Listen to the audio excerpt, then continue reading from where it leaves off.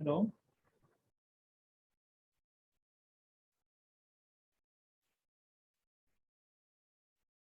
Hello.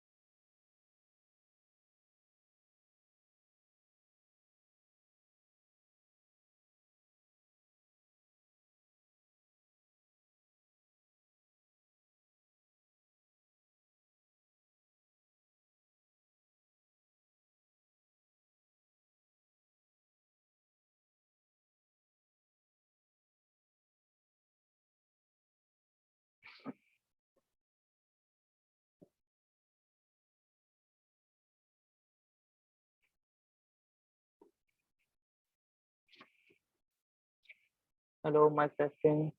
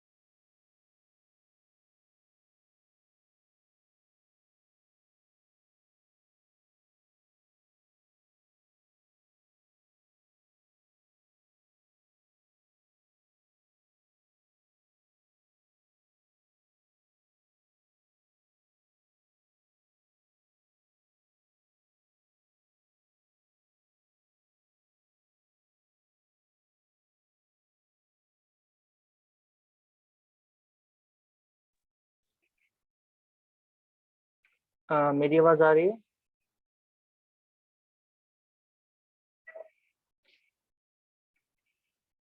Hello, mic testing. Okay. तो आपको एक स्क्रीन पे क्वेश्चंस दिखाई दे रहे होंगे। आप को हमने बताया भी था कि किस तरीके से सॉल्व करना होता है। इसमें आपका पैरेलल लाइन की प्रॉपर्टीज होती हैं, स्ट्रेट लाइन की प्रॉपर्टीज होती हैं, इनके क्या क्या नाम होते हैं। हो सकता है आपको नहीं पता हो तो आप पूछ भी लेना बीच बीच में। अभी के लिए क्वेश्चन आपको दिखाई दे रहे होंगे, तो इनमें से आप कोई सा भी चूज कर सकते हैं। हम उसको एक्सप्लेन करेंगे। आपके पास मार्कर होगा, आप उसको यूज कीजिए।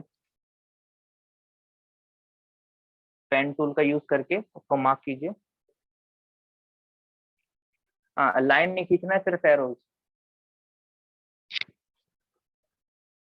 लाइन नहीं खींचना है, सिर्फ एरोज।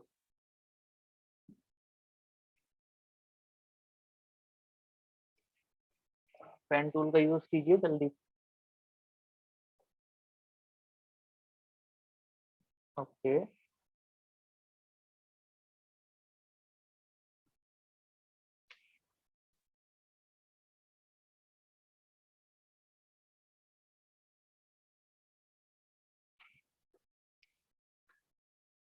Okay, okay. तो क्वेश्चन नंबर सेकंड पे बहुत ज्यादा टिक दिखाई दे रहे हैं, उसके बाद फिर नीचे की तरफ है क्वेश्चन नंबर 5 है, उस पर टिक है दो। तो पहले क्वेश्चन सेकंड सॉल्व करते हैं, फिर क्वेश्चन 5 पे आते हैं। आपको देखने में ये लग रहा होगा क्वेश्चन बहुत कठिन है, लेकिन एक्चुअली में ऐसा है नहीं है। इसमें क्या दिया गया, एक फिगर ऐसा दिया हुआ था, ठीक है। Figure A B and C D और इंटरसेक्ट है। अरे ये तो कल वाला क्वेश्चन है, ये वाला। A B and C D intersect at point O and AOC, AOC and BOE. So this is another line E, BOE. They both are adding up forming 70 degree. If BOD is equals to 40 degree, then they are asking find the value of COE. इसकी value निकाल, COE इसकी value निकालनी है। तो बहुत easy question है, इस question को करने की ज्यादा मेहनत नहीं करनी पड़ेगी। सिर्फ आपको क्या देखना है, ओके, ई है इधर पे। सिर्फ आपको क्या पता है, हमें ये पता है अगर इसको हम एक्स ले लिया तो इसको हम वाई ले लेते हैं, उसको जेड ले लेते हैं। गिवन क्या है, हमें गिवन है इन दोनों का सम, यानी वाई प्लस जेड हमें गिवन है 70 डिग्री। हमें ये चीज क्लियर, यस संस्कारी और करेक्ट। सुशील कुमार कौन से, ये चले गए। ओके, तो हम क्या बोल रहे थे, इन दोनों का सम हमें गिवन है 70 डिग्री। अब y की वैल्यू 40 हो जाएगी, ये कैसे पता चलेगा, y इक्वल टू 40 हो जाएगा, ये कैसे पता चलेगा, क्योंकि ये वर्टिकली अपोजिट एंगल बनता है। और ये कल भी बताया था, जहां कहीं भी x बनता हुआ दिखाई दे, x दिखाई दे रहा है ना, तो x के अपोजिट वाले एंगल इक्वल होते हैं। तो ये y है तो ये भी y हो जाएगा, ये 40 है तो ये भी 40 हो जाएगा। तो ये हमारे पास पता चल गया 40, तो ये आ गया 40। z की वैल्यू हमें नहीं पता है, इक्वल टू 70, तो z कितना आ गया, z आ गया 30, यानी इसकी वैल्यू आ गई 30, इसकी वैल्यू आ गई 40। अब x निकालना है। ये स्ट्रेट लाइन है, तो हम पढ़ते आ रहे, पहले से पढ़ते आ रहे छोटी क्लास से, कि तीनों को अगर प्लस कर देंगे तो कितना आएगा, 180 आएगा, क्योंकि स्ट्रेट लाइन है। तो यहाँ पर हम लिखेंगे स्ट्रेट लाइन, क्या चाहो तो लीनियर पेयर भी लिख सकते हो। अब x की वैल्यू निकालनी है, तो यह आ जाएगा 180, 70 उस साइड जाएगा तो -70, and that's equal to 110। So not very tough. और उसके बाद आपने क्वेश्चन नंबर 5 मार्क किया है, तो क्वेश्चन नंबर 5 देखते हैं क्या है उसमें। उसमें कुछ ऐसा फिगर बना हुआ है, 110, 130, दो एंगल दिए गए हैं और बीच का जो एंगल है वो आपसे बोल रहे हैं निकालने के लिए। ठीक है, बीच का एंगल यानी ये वाला निकालने के लिए बोल रहे हैं। तो ये क्वेश्चन तो और भी इजी है, इसमें हम साफ साफ देख के बता सकते हैं कि अगर मान लीजिए एक स्ट्रेट लाइन ड्रॉ कर दी जाए, ठीक है, क्योंकि ये दोनों लाइन पैरेलल लाइंस है, ये गिवन है क्वेश्चन में, ये दोनों लाइन पैरेलल लाइंस है। तो अगर इसको ड्रॉ कर दिया जाए तो ये लाइन क्या हो जाएगी, पैरेलल हो जाएगी ऊपर वाले के। अब इसको दे देंगे हम नाम, अपनी मर्जी से, जो भी मर्जी से आपको नाम देना उसको दे दो। जैसे हमने इसको नाम दे दिया A B C D E F and G, ये हमने अपनी मर्जी से इसको नाम दे दिया। अब इससे फायदा क्या होगा, इससे ये फायदा हुआ कि हमारे पास ये वाला एंगल है, तो हम क्या करेंगे, ये वाला एंगल निकाल सकते हैं इसका। तो हमें पता है angle A B C, angle A B C and angle C B D will be equal to 180, क्योंकि स्ट्रेट लाइन बन रही है, देखो स्ट्रेट लाइन बन रही है। तो एंगल सी बी डी की वैल्यू कितनी आ जाएगी, 180 minus A B C, that is 110। तो इसकी वैल्यू आ गई आपकी 70, एंगल सी बी डी। ठीक है, अब क्या करेंगे, अब हमें पता है ये आपका कितना है, 130, तो इसकी हेल्प से हम ये वाला एंगल निकालेंगे। तो ये वाला एंगल कैसे निकलेगा, देख सकते हो एफ बन रहा, ये कल बताया था, अगर एफ बनता हुआ दिखाई देगा तो ये वाला एंगल और ये वाला एंगल क्या कहलाते हैं, करस्पॉन्डिंग एंगल। तो एंगल एफ और एंगल डी दोनों कैसे होंगे, इक्वल होंगे। तो हम यहाँ पर लिखेंगे angle F is equal to angle D, लेकिन इसका नाम ऐसे नहीं लिखते, इसका नाम हम लिखते हैं सॉरी ई एफ नहीं है, ई है, इसका नाम आएगा एफ ई डी। तो एफ इधर पे और डी इधर पे, और डी का अगर नाम लिखना है तो एक लेफ्ट वाला और फिर राइट वाला। लेफ्ट में क्या है जी और राइट में क्या है सी, हमेशा ऐसे ही इनका नाम लिखा जाएगा। अब आगे क्या करना है, हम जानते हैं दोनों क्या है, बराबर है। क्यों बराबर है, क्योंकि ये कहलाते हैं corresponding angle, in short C A. Okay, अब इसकी वैल्यू कितनी गिवन है, 130। तो एंगल जी डी सी की वैल्यू आ गई 130, यानी ये एंगल हो गया 130।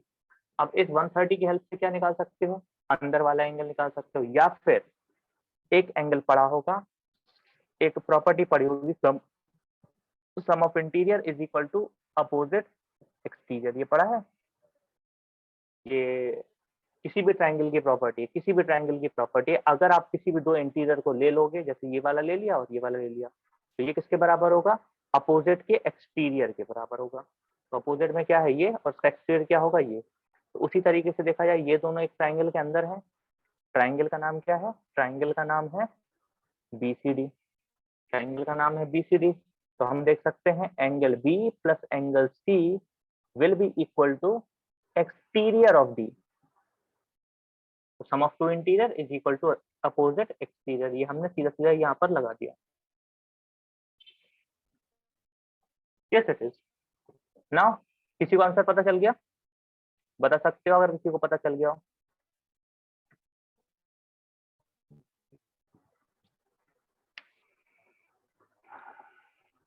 Shivang, you're correct.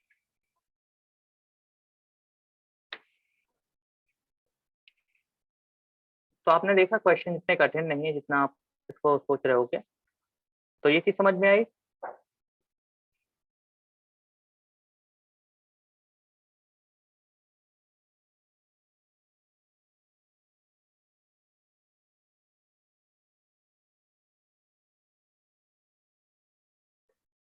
Next question हम देखेंगे, आपके स्क्रीन पे दिखाई दे रहा होगा। इसमें से आप थोड़ा छोटा दिखाई दे रहा होगा, हम इसको थोड़ा सा बड़ा कर सकते हैं।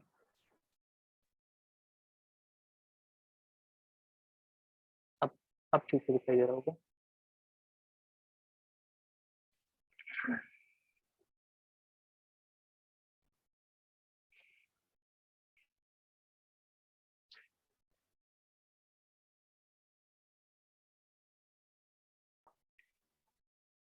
मार्क करिए, तो कौन सा क्वेश्चन आपको लग रहा है कि थोड़ा टफ है, हम उसको सॉल्व करेंगे।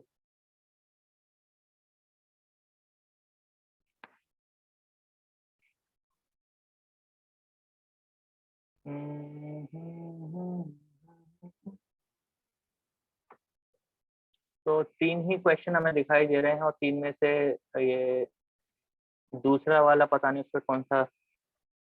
लाइन नहीं खींचो बेटा, एरोज बनाओ तो उसमें थोड़ा सा क्लियर दिखाई देता है। लाइन में क्या उल्टा सीधा कुछ भी बनाते जाते हो। ओके लव खुश। तो क्वेश्चन नंबर 7 के पीछे सब लोग पढ़े हैं, तो हम क्वेश्चन नंबर 7 को सॉल्व करते हैं। Let's see the question.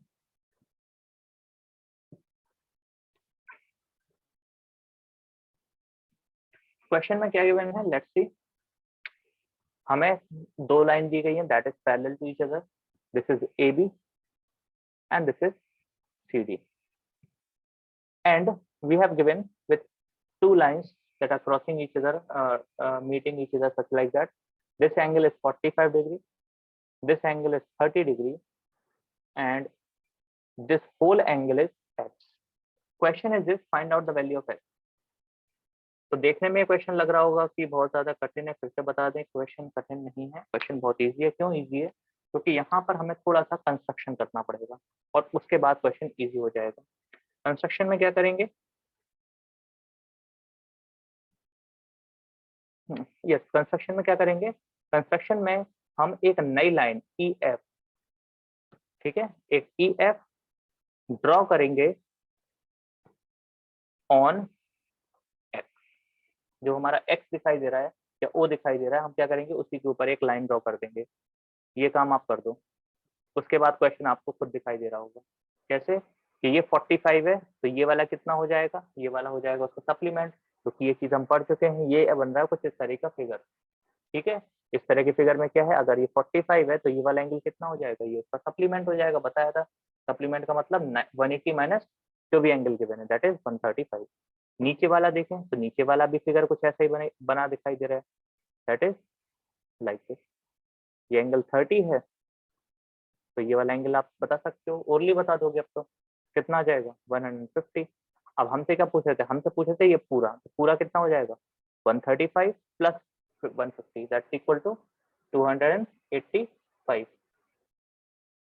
बता समझ में आया या नहीं। सिर्फ हमने क्या किया, हमने सिर्फ एक चीज का इस्तेमाल किया जिसे कहते हैं कंस्ट्रक्शन। तो कंस्ट्रक्शन में क्या किया, इस पूरे फिगर को अब दो क्वेश्चन में डिवाइड कर दिया। एक ऊपर वाला जिसमें ऊपर वाला ये एंगल निकालना है, तो ऊपर वाले को हम लिख लेते स्मॉल ए और नीचे वाले को हम लिख लेते स्मॉल बी। अब हम क्या करेंगे, अब हमने यहाँ पर जो प्रॉपर्टी लगाई है 45 plus A is equal to 180। ऐसे एंगल को क्या कहते हैं, एडजेसेंट एंगल। ठीक है। फिर यहाँ पर हमने नीचे वाले को देखा तो ऊपर वाले को छुपा लिया, तो क्या दिखाई दे रहा है, फिर से वही सी जैसा बनता हुआ दिखाई दे रहा है। B plus 30 equal to B plus 30 equal to 180। तो यहाँ पर भी क्या लगा, वही सेम प्रॉपर्टी एडजेसेंट एंगल वाली। हम एक बात जानते हैं, हमें ए बी थोड़ी ना निकालना, हमें तो एक्स निकालना है। तो एक्स की वैल्यू कितनी हो जाएगी, ए प्लस बी, यानी कि 135 प्लस 150। खत्म, आंसर आ गया। Is that easy for you और नॉट, कि पूरा सॉल्व करें इसको।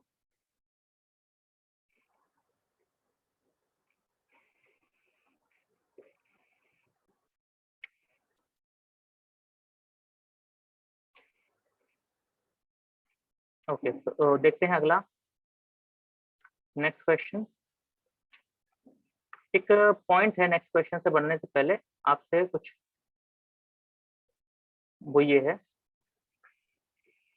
क्वेश्चन नंबर 10 का सही आंसर क्या होगा, आप चैट में लिख के बता सकते हो। क्वेश्चन नंबर 10 का सही आंसर, क्वेश्चन 10 आपको दिखाई दे रहा होगा स्क्रीन पे। In a triangle interior opposite angle is always less than. Question number 10 उसके बाद, क्वेश्चन नंबर 10 और उसके बाद उसका ऑप्शन जो भी आपको लगता है वो आप लिख सकते हो। तो क्वेश्चन 11, क्वेश्चन 12 जल्दी से आप ट्राई करो। क्वेश्चन नंबर 10 का आंसर आपके हिसाब से क्या होगा, A B C D.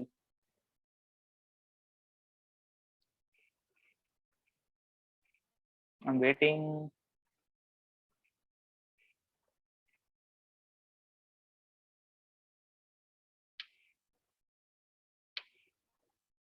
In a triangle, interior opposite angle is always less than।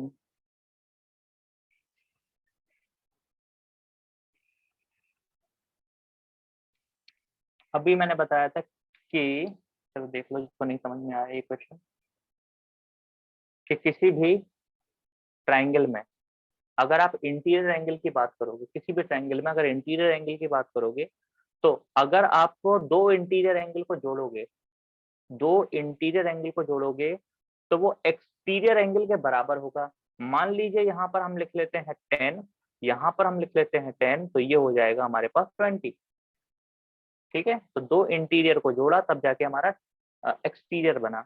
लेकिन अगर हम ऐसा बोलें 10 प्लस 10 इज इक्वल टू 20, और ये वाला खा जाए हम, ये दूसरा वाला अगर हम खा जाए, तो ये दोनों बराबर दिख रहे हैं, नहीं ना। क्या होगा, ऑटोमेटिकली ये वाला बड़ा हो जाएगा। ये वाला कौन सा एंगल, एक्सटीरियर, और ये वाला कौन सा था, इंटीरियर। तो अगर ये पूछा जा रहा है क्वेश्चन कि इंटीरियर एंगल और छोटा होगा, किससे छोटा होगा, हमेशा एक्सटीरियर से छोटा होगा। ओके, चलो क्वेश्चन नंबर 11 बताओ।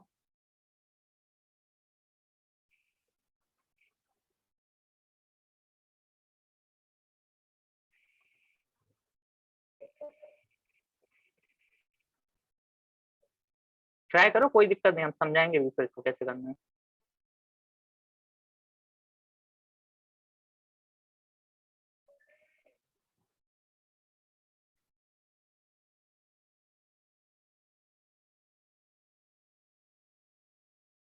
ओके, संस्कार। तो हमें लग रहा है सिर्फ संस्कार पढ़ने आया, बाकी सब मस्ती कर रहे हैं, फॉर्मेलिटी, सॉरी, नॉट मस्ती।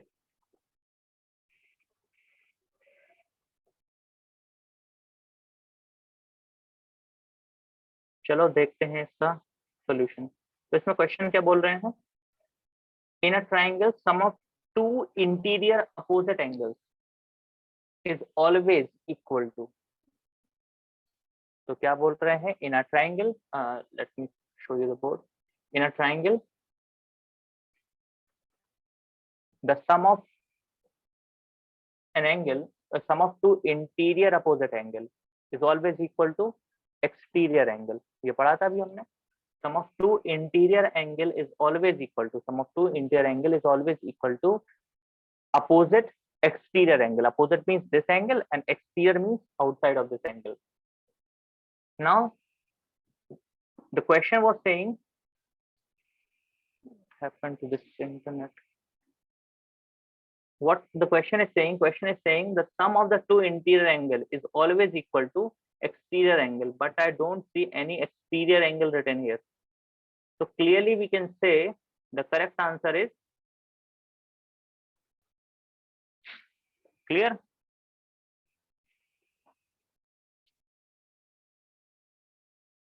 Now 12th, who will try the 12th first? कौन देगा सबसे पहले आंसर?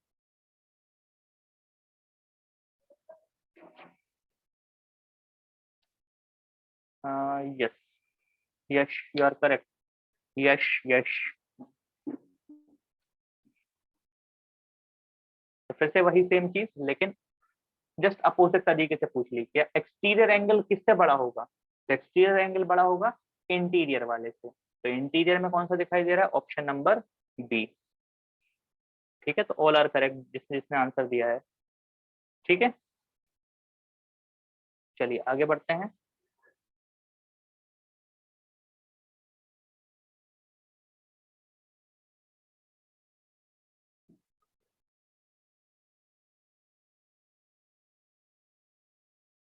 तो अब एक छोटा सा, नहीं थोड़ा सा कॉम्प्लिकेटेड क्वेश्चन लेते हैं, क्योंकि अभी तक बहुत इजी इजी क्वेश्चन हो गए। आपको क्वेश्चन दिखाई दे रहा होगा, क्वेश्चन नंबर 4।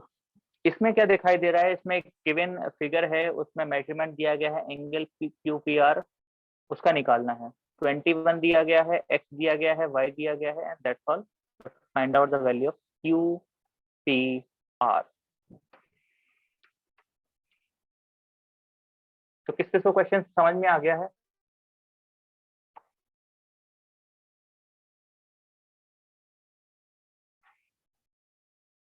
चलिए देखते हैं, बहुत जल्दी से इसको करेंगे। हमें क्या दिया गया? हमें दिया गया है ये 21। ठीक है, ये वाला एंगल इसके बराबर है, तो ये एक्स है, तो ये भी एक्स हो जाएगा। ये वाला एंगल इसके बराबर है, तो ये वाई है, तो ये वाई हो जाएगा। ये क्वेश्चन में गिवन है, मैंने अपनी तरफ से नहीं लिखा है। और निकालना क्या है? तो निकालना है ये वाला angle.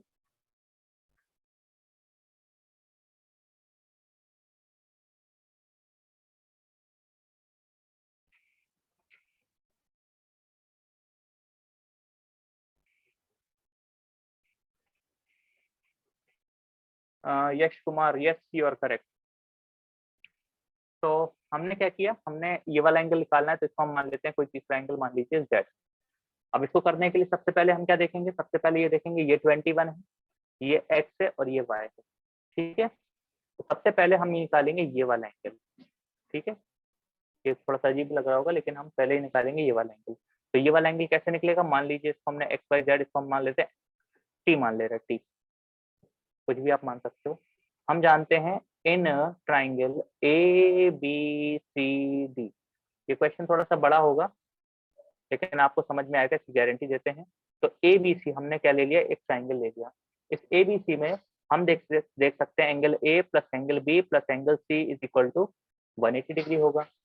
Angle A plus B plus C is equal to 180 degree होगा। अब हम देख सकते हैं एंगल ए की वैल्यू कितनी है? एंगल ए की वैल्यू जेड है। एंगल बी की वैल्यू कितनी है? एंगल बी की वैल्यू 2x है। एंगल सी की वैल्यू कितनी है? एंगल सी की वैल्यू है T is equal to 180 degree. ठीक है, अब आ जाते हैं हम इस वाली लाइन पे। इस वाली लाइन पे इसका नाम है B C E is a straight line. B C E is a straight line.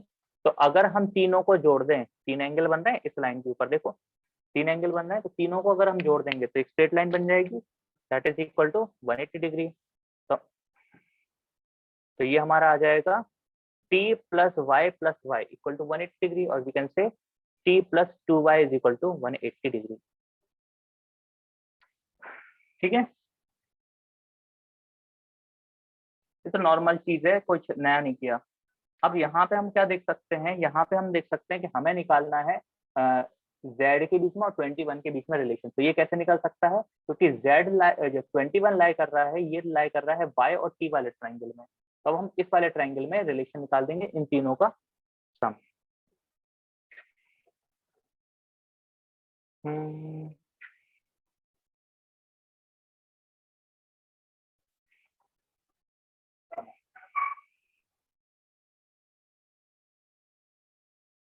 क्या बचा निकालने के लिए, हमें निकालना है y, तो ये आएगा आपका 21 प्लस x। हाँ, ये प्रॉपर्टी भी लगा सकते हैं, 21 plus x plus 21 is equal to y, sum of two interior angle, sum of two interior angle is equal to opposite exterior angle. अब ये सब करा क्यों है, ये इसलिए किया गया है क्योंकि हमें रिलेशन बनाना है इसके बीच में, और जैसे ये रिलेशन बन जाएगा ऑटोमेटिकली हमारी वैल्यू निकल आएगी। तो हमारा रिलेशन बन गया है, तो हमें निकालना है z की वैल्यू। तो हम क्या करेंगे, x की वैल्यू उठा के यहाँ से इसमें रख देंगे, और यहाँ से हम y की वैल्यू उठा के यहाँ पर रख देंगे। तो y की वैल्यू यहाँ से कितनी आएगी, इसको हम सॉल्व कर लेते हैं। तो ये आ गया हमारा z प्लस 2x यानी कि 2 इंटू एक्स की वैल्यू यहाँ से क्या निकाली, y माइनस 21। तो y माइनस 21 प्लस t की वैल्यू कितनी है नहीं पता, इक्वल टू 180। यहाँ से हमने क्या किया, यहाँ से हमने निकाली y की वैल्यू, तो y की वैल्यू कितनी आ जाएगी, 180 माइनस t अपॉन 2। ये वाली वैल्यू उठा के y की वैल्यू यहाँ पर रख दो। तो z plus 2 times of 180 minus T upon 2। अब बस सॉल्विंग है और कुछ नहीं है, और आपका आंसर सामने दिखाई देगा। इसको इजीली भी कर सकते हैं, लेकिन इजीली अभी नहीं, अभी तो बिल्कुल नॉर्मल जो सबसे वो मेथड होता है फ्लो वाला, वो वाला यूज कर रहे हैं। कि सबसे पहले हमने क्या किया, इस ट्राइंगल में लगा दिया ट्राइंगल की प्रॉपर्टी, फिर हमने इस वाले ट्राइंगल में लगा दिया ट्राइंगल की प्रॉपर्टी, और फिर एक स्ट्रेट लाइन में हमने स्ट्रेट लाइन वाली प्रॉपर्टी लगा दी। अब इन तीनों इक्वेशन का हम क्या करेंगे, आपस में कंबाइन कर देंगे, तीनों इक्वेशन को आपस में जोड़ देंगे। तो कैसे जोड़ेंगे, इसमें क्या किया हमने, पहले इक्वेशन वैसे के वैसे रखा, फिर हमने x की जगह x की वैल्यू रख दी, और y की जगह y की वैल्यू रख दी। यहाँ से y की वैल्यू निकाली, यहाँ से x की वैल्यू निकाली, और दोनों वैल्यू को उठा के हमने रख दिया इस वाली इक्वेशन में। अब इसको सिर्फ सॉल्व करना है और कुछ नहीं। तो इसको सॉल्व करेंगे, इसका एलसीएम आ जाएगा, एलसीएम कितना आ जाएगा, ये आ जाएगा 42। ठीक है, ये आएगा 42। एलसीएम लेने के बाद 2 से 2 कट जाएगा, तो z प्लस ये आएगा 180 minus 42, where is this t, तो t चला गया कहीं, माइनस का t माइनस का 42 प्लस का t इज इक्वल टू 180। 180 से 180 कट गया, t से t कट गया, z की वैल्यू कितनी आ गई, 42। तो इसलिए हमने ये वाला मेथड यूज किया था, क्योंकि इसमें डायरेक्ट आंसर निकल आएगा आपका। बताइए समझ में आया, फिर से एक बार बता दें जिसको अजीब सा लग रहा होगा। तो पहले हमने क्या किया, इस वाले ट्राइंगल में हमने ट्राइंगल की प्रॉपर्टी लगा दी, फिर इस वाले ट्राइंगल में हमने ट्राइंगल की प्रॉपर्टी लगा दी, और फिर ये स्ट्रेट लाइन दिखाई दे रही थी, हमने इसमें स्ट्रेट लाइन की प्रॉपर्टी लगा दी। यहाँ से हमने y की वैल्यू निकाली, यहाँ से हमने x की वैल्यू निकाली, x की और y की वैल्यू को उठा के हमने पहली वाली इक्वेशन में रख दिया।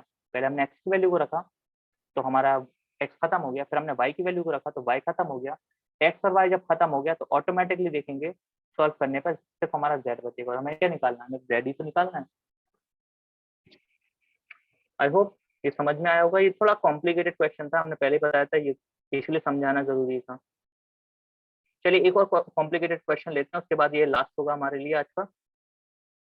आप क्या हो तो इसका आंसर हमें पहले बता सकते हो। क्वेश्चन है हमारा, आप मार्क कर सकते हो जो भी आपको लग रहा हो आंसर, फिर हम इसको सॉल्व करते हैं जल्दी से, 1 मिनट के अंदर इसको सॉल्व करके आप मार्क कर सकते हो।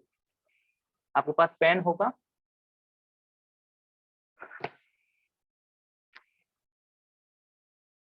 you can use your pen and mark what is according to you.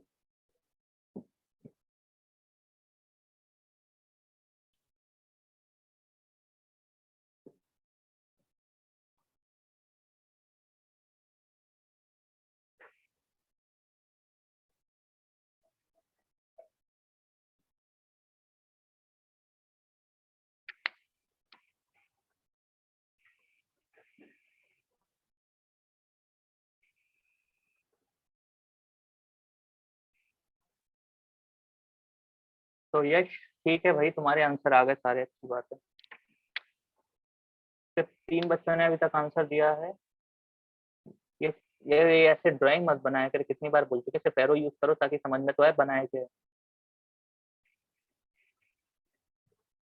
Okay, तो 4 बच्चों के अभी आंसर आए हैं, 4 में से 2 करेक्ट हैं।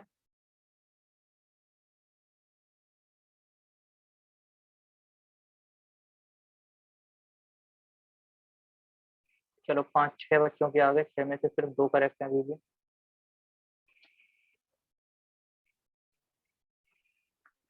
सब कुछ वो सही नहीं है, चलो देखते हैं।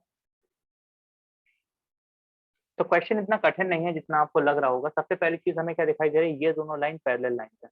क्वेश्चन में दिखाई देता है ये दोनों लाइन पैरेलल लाइन है। इसकी हेल्प से हमें क्या पता चल जाएगा, ये एक एफ बन रहा है, देखो ऐसा ऐसा बन रहा है ना एफ। तो हमने बताया था एफ बनता हुआ दिखाई दे तो ये वाला एंगल इसके बराबर होता है, इसे कहते हैं करस्पॉन्डिंग एंगल। तो ये हमारा 37 है, तो ये हमारा 37 हो जाएगा। इसको नाम दे देना अपनी मर्जी से, जो भी नाम देना हो। तो ये आ गया हमारा 37, ठीक है, यहाँ तक समझ में आ गया। अब एक और चीज है, ये 52 है, तो x के अपोजिट वाला एंगल क्या होता है, बराबर होता है। तो x के अपोजिट वाला यानी ये 52, तो ये भी सॉरी 58, तो ये भी 58 हो जाएगा। अब हमें क्या निकालना, हमें x निकालना, और ये कैसी लाइन बन रही है, स्ट्रेट लाइन। तो स्ट्रेट लाइन में तीनों एंगलों को जोड़ देते तो कितना आता है, 180 डिग्री आता है। This is 37, this is 58 and this is x। अब तो आ जाएगा आंसर। हाँ, अब आया बच्चों का आंसर सही। तो वी आर नोइंग कितना आएगा, 5, 15 and 9, 95 plus x is equal to 180 degree. क्यों, क्योंकि स्ट्रेट लाइन बन रही है। ये बता चुके हैं, स्ट्रेट लाइन में कितना होता है, 180 डिग्री होता है। एक्स की वैल्यू इज 55। बताइए किस किस को समझ में आ गया।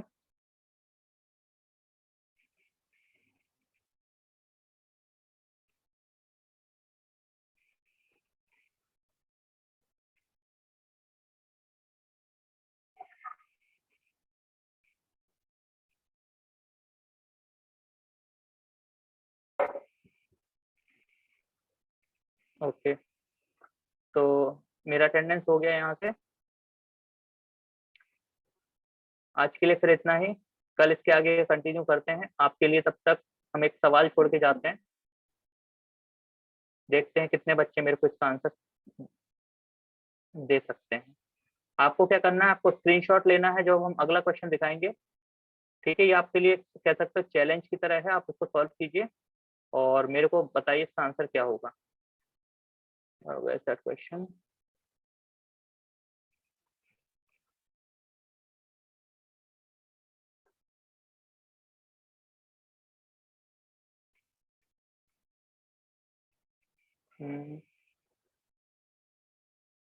Okay, this is question number 30।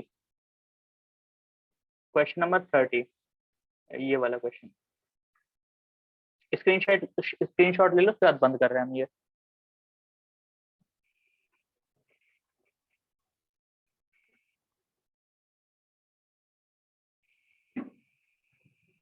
Okay, thanks for joining, will see you around.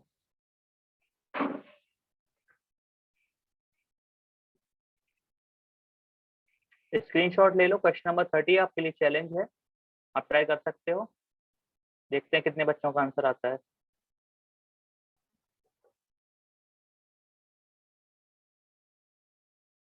Okay, will see you around, bye bye.